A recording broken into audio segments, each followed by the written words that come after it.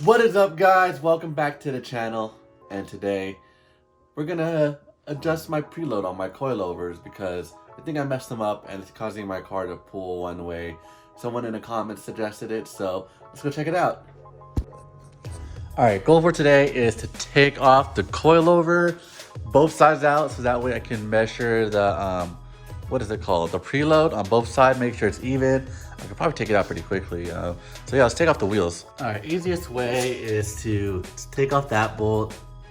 And since it's a coilover, it may be able just to drop just by taking off that bolt, but we'll see. So I'm gonna take this bolt out and top hat bolt, and it should come out pretty easily. So let me see. If not, I'm gonna have to loosen the lower control arm in the back, but it shouldn't be too bad. So let's get that out. Get the bolt loose, 219s, hammer this shit out.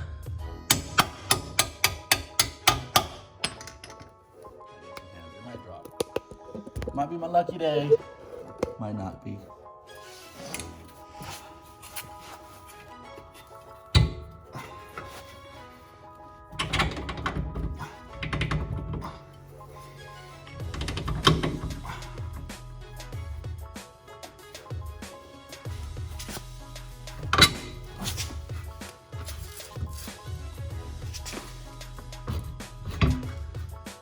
Yeah, I took off the sway bar end link bolt too, so give it some more room. Hopefully we can pull it out now. So now it's just the top hats. All right, I got both of these out, and as you can see, one was a lot higher than the other. I have no idea why. Actually, I do know why. I messed up the preload. See how much different that is? So I'm gonna go in and double check or adjust the preload, and let me show you guys how. So make sure you loosen all these collars. Right here, as well as right here.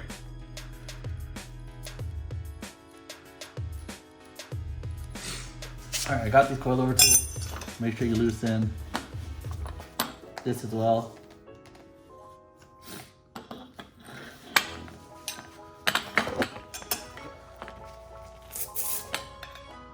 The whole thing's turning.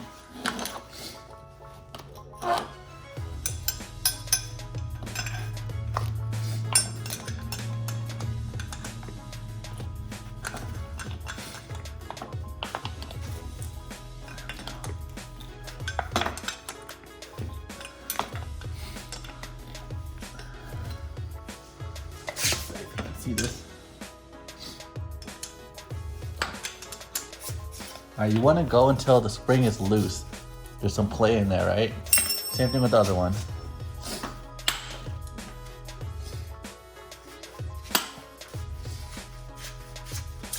So,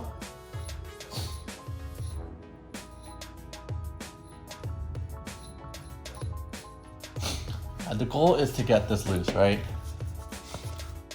Now there's a little bit of play. So tighten up this top ring by hand until there's like no more play.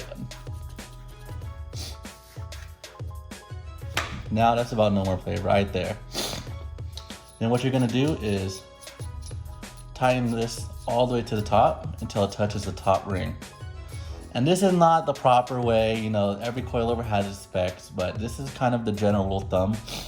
This is how most people do it when they don't have the right measurements to do a preload. They don't know what the specs are, so spring is tight. Now what you do is you want to tighten this top one until you can fit your wrench in between the two. So let me show you. So I'm gonna keep moving this.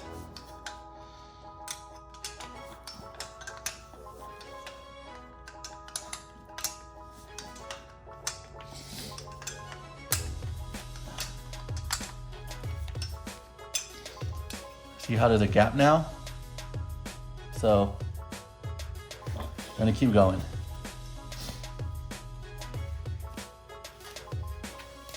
And try not to move the bottom one.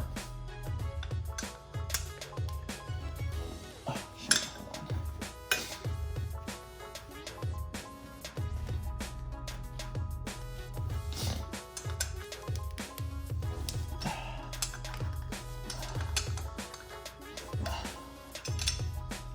So right there. See how it fits in there? A little bit of play, so I might loosen it. Just bring it back.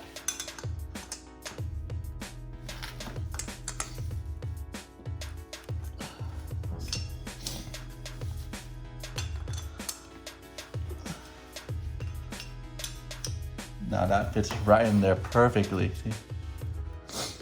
Now you can snug this up right here, and you can tighten the two together so it doesn't move.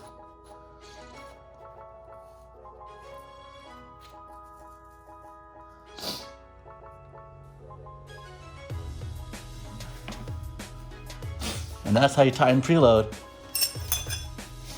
Now tighten these down. One here, one here.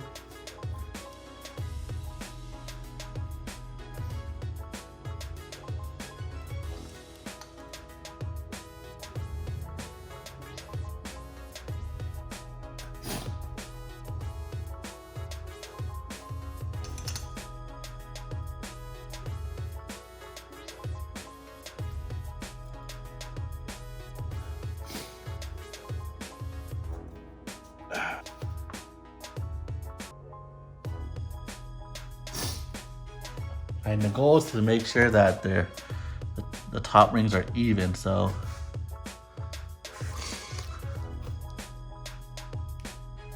that's about even, right? Go right here. There you go. There you have it, y'all. All right, now that the preload is even, you can see how one shock was way higher than the other. So I'm gonna make sure that both of them are even, and then I'm gonna throw it in. All right, so coilover tip. If you're by yourself and you don't have anybody to, lift it up and put this in for you, what you can do is put the bottom in first, put the bolt in, and then lift it up with the jack, and then you can go in and put it or tighten it from the top. Usually I do the other way around. I have a second person. You put it from the top, put the bolt in, and then we lift it up, but this will do. And you can move around, get it in there, and then line up your sway bar. So yeah, I got this in. Hopefully it's even. I know the top is tight, so I'm just gonna tighten this down once it's in there all the way. And yeah, I shouldn't have any problems. Just double checking anything for any major issues. Toe arms look fine. Don't see anything. Yeah, axles look good.